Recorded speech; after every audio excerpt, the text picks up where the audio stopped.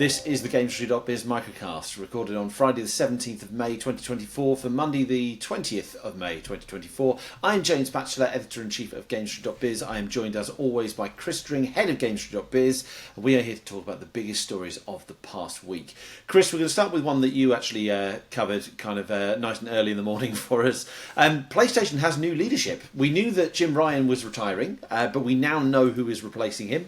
Herman Hulst and Hideaki Nishino are going to be joint CEOs of Sony Interactive Entertainment.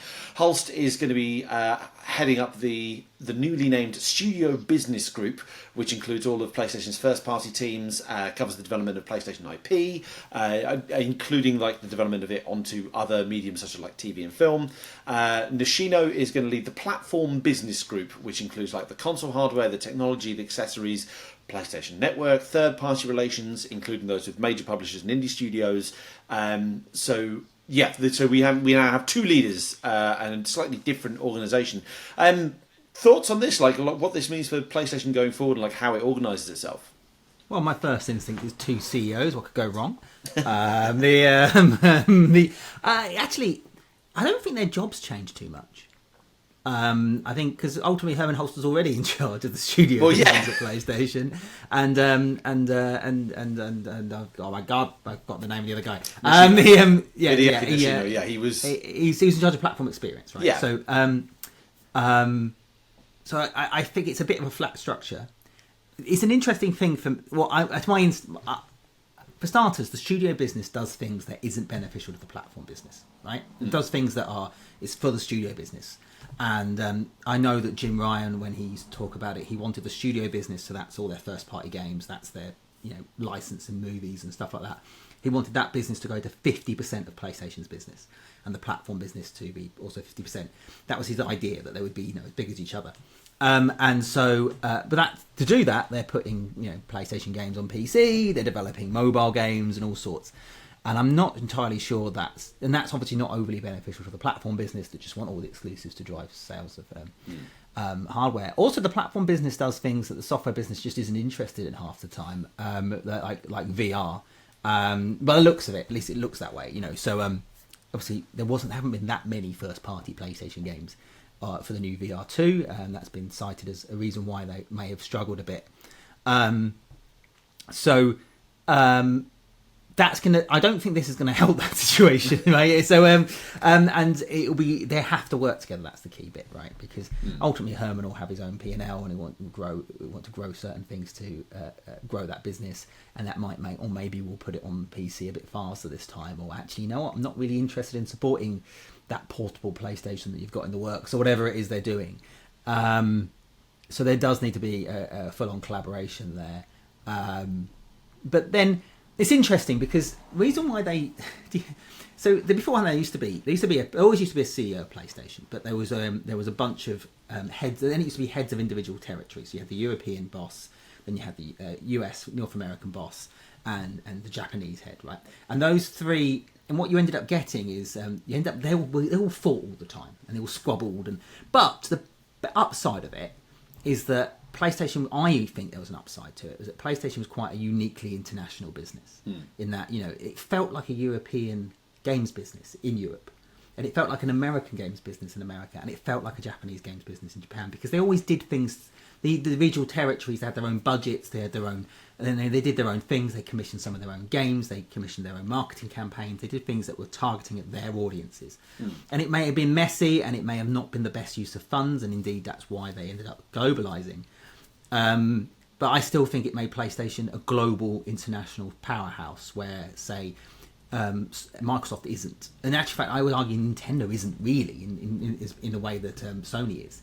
So, but they decided to globalize, decided to streamline it so that the whole business can move as one and move fast and be reactive and better use of budgets. This is not the same move, but there is an element of, oh, now you're splitting things again. Yeah. You've got two heads that have to agree and have to come to terms. If subscription suddenly takes off and they're going, right, we need more of our first-party titles quickly, day and date, you can't just make that decision. Now these two have to get together and discuss it and work out how to fund it and how that impacts on business. And it might slow things down slightly. I don't know, though. I'm purely speculating. They've been working together for a while. I think it's great that they're... I actually think one of the great things about PlayStation I think it's great anyway, is there is continuity, right? There is always, they promote from within. Yeah. The next leader is somebody who's been a leader in the business already. That's always been the case. What's interesting about these two new leaders is actually they're not from the original PS1 era. Every other PlayStation boss that we've had either was there right at the start or like still within that first couple of years of PlayStation they joined, and they probably were at Sony before then anyway in a different department. So you've had like Andrew House was there at the beginning, Jim Ryan was there at the beginning, Kaz Hirai was I think like roughly there at the beginning. Like they were all there right at the start, and these two came in sort of late PS2, Guerrilla's always was working with Sony for a while, but they got bought, I think in 2000. It was around the first Killzone, wasn't it? It was early. I think it was like late PS2, and so these are Sony people. They are veterans of the division. They've been there, nearly 20 years, but they're not quite. It's an age thing. Eventually, you're going to run out of people who are still who are not retired. Okay, maybe they're not quite OG PlayStationers, but let's face it, PlayStation 2 is depressingly like decades ago. And as you say, it's brilliant that they promote from within. Like the number of companies that will just bring in a CEO from another company or even another industry. And it's always the argument of fresh perspective, and to an extent there is that. Bringing in someone with a fresh perspective who can tackle things in a different way is useful. But I think with a business like PlayStation, it is better to have someone who is known. I'm not as familiar with Hideaki Nishino's work, but Herman Hulst, I know. Obviously, we've done interviews with him over the years. He knows his stuff. He knows PlayStation, and therefore kind of PlayStation people. Yeah, and it's that consistency, like you say, and it's continuity of strategy. You don't get a situation where maybe you might have seen with some other companies where new leaders come in and they rip up the plan and start again. I mean, their plans always evolve and develop. But, when Jim Ryan came in and started and the globalization of the company happened, he didn't start that. That happened, to be fair, he did. He was part of the senior management team. But that was Andrew House started that process, and he carried it on and completed it. And I fully expect these new CEOs to continue the plan of developing their IP, expanding it into new markets, into new platforms, but also growing it in film and TV, and to develop their platform business in hardware business, in subscription business and stream business. I fully expect what we've been seeing from them before to continue. The whole business has changed slightly. I know they've cut back on their live service stuff, but they haven't given up on that. No. I think it's continuity. I think there is challenges for PlayStation. I think what was interesting in the press release, they mentioned sustainability of the games, right? Which again, great opportunity to plug GI Sprint next month. All about making video games cheaper, faster, better. But anyway, they do talk about that, and that's the thing. PlayStation really came out of their last financial results. Clearly, the concern of the company is that the margins are really low. So there needs to be a way of delivering revenue but not spending quite so much money, and right-sizing that business. And this year's not going to look great. Then their hardware sales are going to fall. They are falling. They're falling quite sharply because there was such a spike last year. Yeah. And you saw that in their financials. They don't have a major IP this year. They do have games. I just want to, there's a lot of people that are taking this to Sony. Don't have any first-party games. They do. Yeah. They just don't have Uncharted and Last of Us or God of War. They were quite specific with their wording around. I think it was their Q3 results, so 3 months ending December. They were very careful that the wording was along the lines of there are no releases from major first-party franchise, established major first-party franchises. They don't have a game that's going to do 20 million units. Yeah, that's what they're saying. Yeah, but then how do they? I mean, Helldivers 2, 12 million in 12 weeks. You don't know, something that's coming out new that isn't part of an established major franchise may well do well. We don't know. Helldivers or Stellar, those are sort of what they call second-party games internally at PlayStation. They're not one of their heroes products, but there's certainly money to be made from that. Who knows? I'm sure we'll know soon enough, as reports of a PlayStation reveal event imminently, and I think maybe there'll be a couple of 2024 games in that. Yeah. Or at least one, I suspect. But it's they've got challenges, these CEOs, right? They need to develop this business. They don't have any games coming out imminently. The hardware cycle's closing. We just saw that GTA 6 isn't out until the second half of 2025, and they really need something. Not even second half, full. Like last quarter, essentially. Last quarter. I acted like an idiot on a JR Tez on a chat with everybody. When was the last time Rockstar released a game in full? Like, it must have been the PS2 era, and then I stopped and went, hang on, Red Dead 2. That was literally the last game. They did. What was it like? And GTA 5 originally launched in September, which is it's kind of full. It's just before. I'm going to take this technically. But never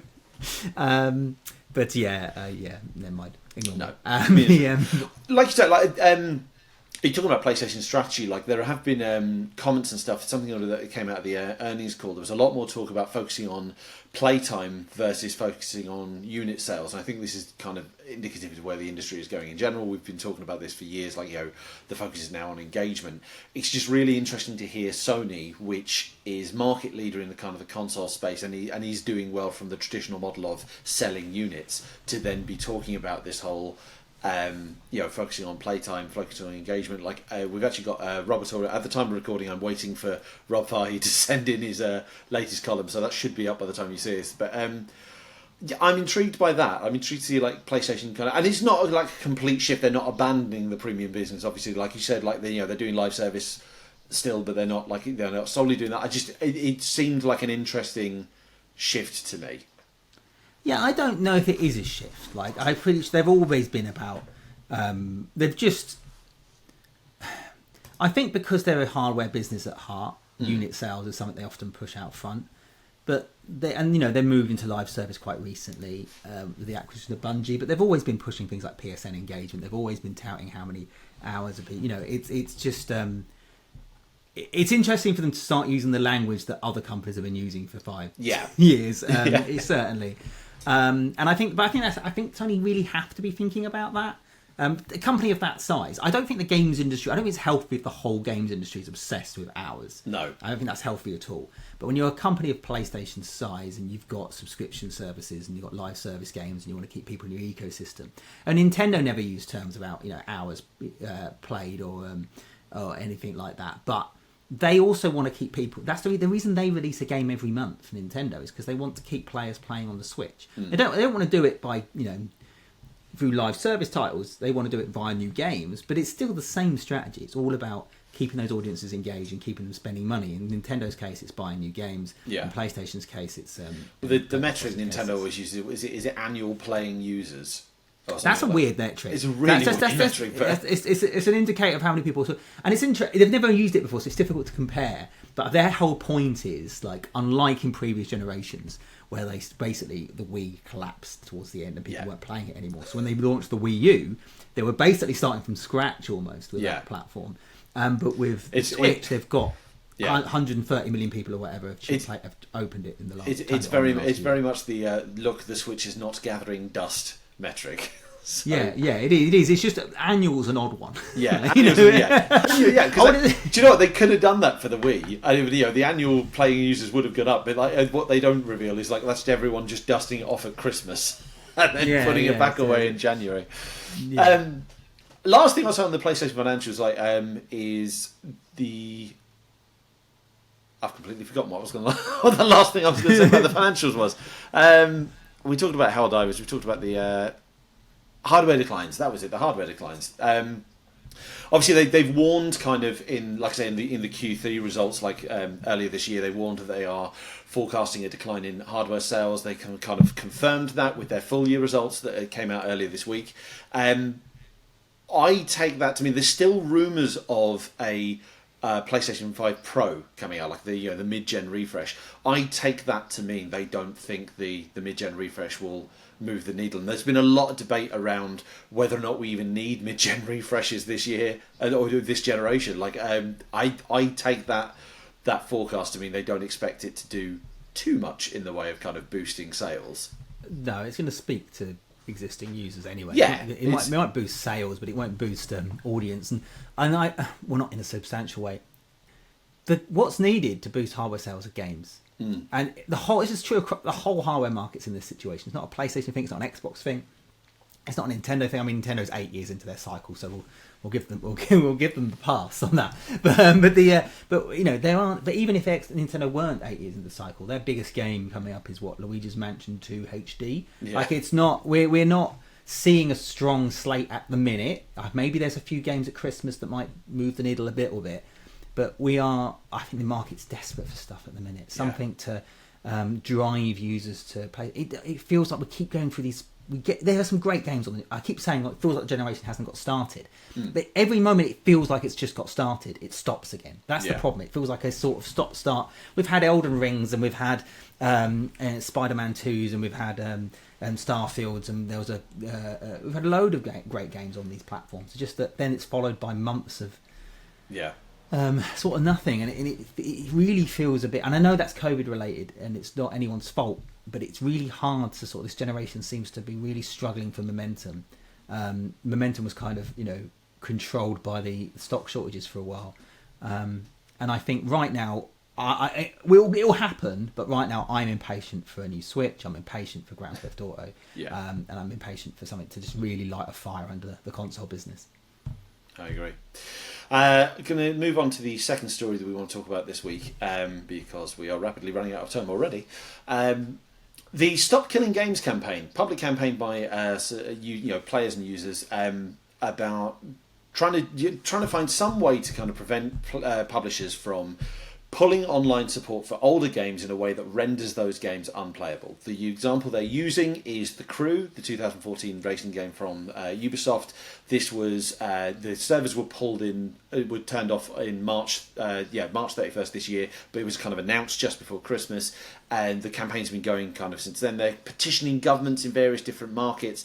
They've actually managed to get the first kind of response. So they've got 10,000 people who have petitioned in the UK on the UK government website. Once you, it's 22,000 technically so far. Once you pass the 10,000 mark, the government is obliged to respond.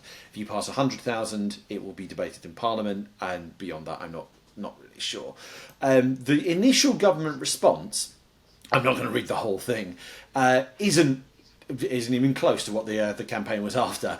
A couple of kind of choice quotes here was this was from the Department of Culture, Media and Sport. It says, consumers should be aware that there is no requirement in UK law compelling software companies and providers to support older versions of their operating system, software or connected products. There may be occasions where companies make commercial decisions based on the high running costs of maintaining older servers for video games that have declining user bases. The department did say that video game companies are still beholden to existing consumer laws and regulations, and added that if consumers are led to believe that a game will remain playable indefinitely for certain systems despite the end of physical support, the Consumer Protection for Unfair Trading Regulations 2008 may require that the game remains technically feasible, for example, available offline, to play under those circumstances.